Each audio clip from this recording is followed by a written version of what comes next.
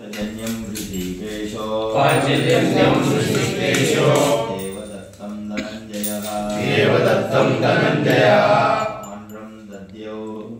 आन्द्रं दद्यो महाशङ्खं हेमकर्मा वृकोदरः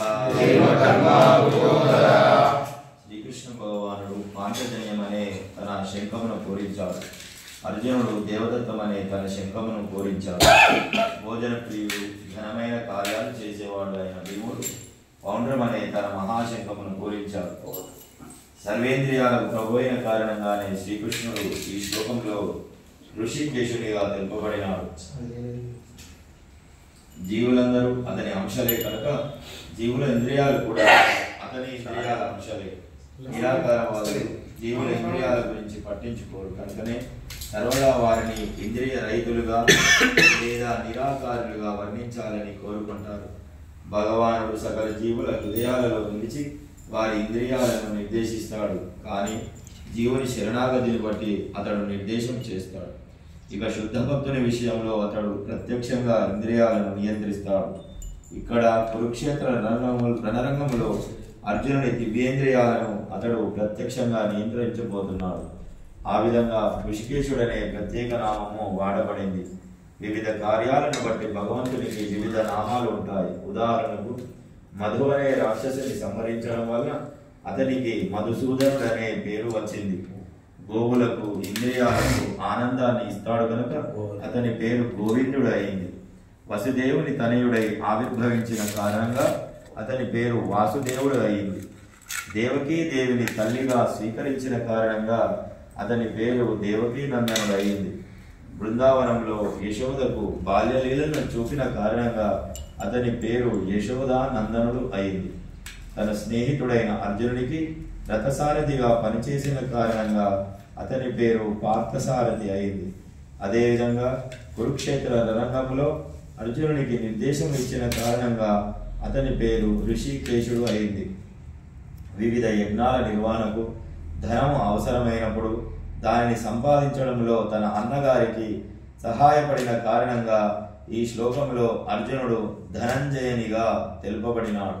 అదేవిధంగా విపరీతంగా తినడంతో సమానంగా హిడింబాసురుని వధించడం వంటి ఘనకార్యాలు చేయగలిగిన కారణంగా భీముడు వృకోదరునిగా తెలియబడ్డాడు.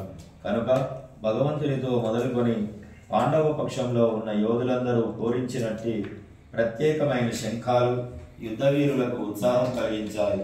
ప్రతిపక్షంలో అట్టి ఘనతలు గాని పరమ నిర్దేశకుడైన శ్రీకృష్ణుని సన్నిధి గాని లక్ష్మీదేవి సన్నిధి గాని లేవు. అంటే వారి యుద్ధంలో ఓడిపోవడం ముందే నిర్ణయించబడింది. ఈ సందేశమే శంఖధ్వనుల ద్వారా ప్రకటించబడింది. అనంత విజయం రాజా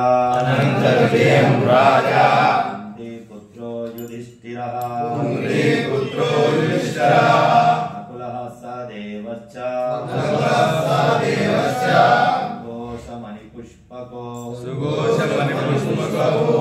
కాశ్యశ్చ పరమేశ్వాసః శిఖండీ చ మహారథః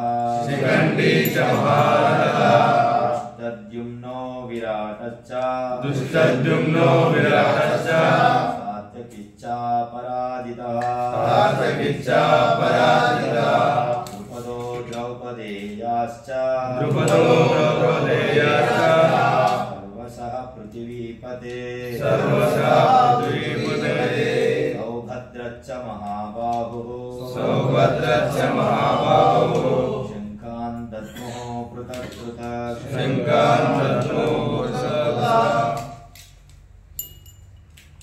కుంతీపుత్రుడైన యుధిష్ఠిరుడు అనంత విజయమనే తన శంఖమును పూరించగా నకులుడు సుఘోషమనే శంఖమును సహదేవుడు మణిపుష్పకమనే శంఖమును పూరించారు. ఓ రాజా, గొప్ప విలుకాడైన కాశీరాజు, యోధుడైన శిఖండి, దృష్టద్యుమ్నుడు, విరాటుడు, జయింపరానట్టి సాత్యకి, ద్రుపదుడు, ద్రౌపది తనయులు, గొప్ప బాహువులు కలిగిన సుభద్రా తనయుడు మొదలగు వీరులందరూ తమ తమ శంఖాలను పూరించారు. పాండుకుమారులను మోసం చేయడం, రాజ్యసింహాసనాన్ని తన పుత్రులకు కట్టబెట్టే యత్నం చేయడం అనే అధర్మ యోచన ఏమాత్రం మెచ్చదగినది కాదని ధృతరాష్ట్రునికి సంజయుడు చతురతతో తెలియజేశాడు. కురువంశమంతా ఆ మహారణంలో సంహరించబడుతుందని అప్పటికే సూచనలు స్పష్టంగా చూపాయి. పితామహుడైన భీష్ముడు మొదలుకొని అభిమన్యుడు మున్నగు మన్మల వరకు ప్రపంచంలోని పలు దేశాల రాజులతో సహా అక్కడ ఉన్న వారందరూ నశింపబోతున్నారు. తన కుమారులు అనుసరించినట్టి యుక్తి విధానాన్ని ప్రోత్సహించిన కారణంగా ఆ సమస్త ఘోర విపత్తుకు ధృతరాష్ట్రుడే కారణమైనాడు. సఘోషోదార్తరాష్ట్రాణాం హృదయాని విదారయత్ నవచ్చ పృథివీం చైవ అభ్యనునాదయన్. ఆ వివిధ శంఖముల ధ్వని అతి భీకరముగా అయింది. ఆకాశము భూమి రెండింటిని కంపింపజేస్తూ అది ధృతరాష్ట్ర కుమారుల హృదయాలను బద్దలు చేసింది. దుర్యోధని పక్షంలో భీష్మాదులు తమ తమ శంఖాలను ఊదినప్పుడు పాండవ పక్షము వారికి హృదయం బద్దలు కాలేదు. అటువంటి సంఘటనలు ప్రస్తావించబడలేదు. కానీ పాండవ పక్షము వారు చేసిన ధ్వనులతో ధృతరాష్ట్రుల తనయుల హృదయాలు బద్దలైనాయని ఈ ప్రత్యేకమైన శ్లోకంలో చెప్పబడింది. పాండవులు వారికి శ్రీకృష్ణుని యందు ఉన్నట్టి విశ్వాసమే దీనికి కారణం. దేవదేవుని శరణుజొచ్చిన వారికి ఎంతటి ఘోర విపత్తులోనైనా భయపడవలసిన అవసరము ఉండదు. స్వామియే శరణమయ్యప్ప.